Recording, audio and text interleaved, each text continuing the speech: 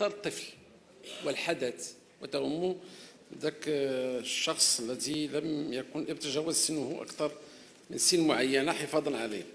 كذلك مثلا منعنا إيداع الطفل 15 سنة بالسجن، وقلنا أنه يمشي يدير بعض الأشغال العامة حتى باش ما يدخلش للسجن.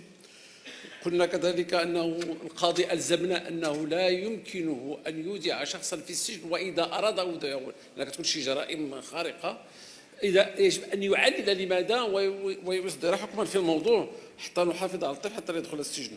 وحددنا الأعمال التي يقوم بها الأطفال اللي ارتكبوا بعض التصرفات بين 40 و 600 ساعة من الاشتغال في مناطق مخصصة للعمل لصالح المجتمع. اشترطنا كذلك المحكمة كأحد أدنى في ارتكاب الجريمة، قلنا أنه ساعتان من العمل مقابل كل يوم مدة عقوبة حبسية. إلى عنده مدة عقوبة حبسية نحولها ليه إلى ساعة من ساعات العمل باش ما يمشيش للسجن.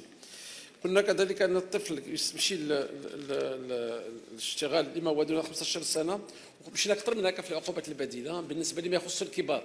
قلنا إذا عوقب بجريمة أقل من سنتين يمكن مقابل أن يدخل السجن أن يؤدي ثمنها إلى الدولة، ماشي يشري الأيام ديالو، قلنا بين 100 و 2000 درهم اليوم يؤديها لفائدة الدولة ولا يدخل السجن. قلنا كذلك أنتم عرفتوا بأنه دايرين ما يسمى هذاك البراس الإلكترونيك أو السوار الإلكتروني، وقلنا كذلك مجموعة من العقوبات الأخرى التي يمكن ولا يدخل الشخص إلى شكرا.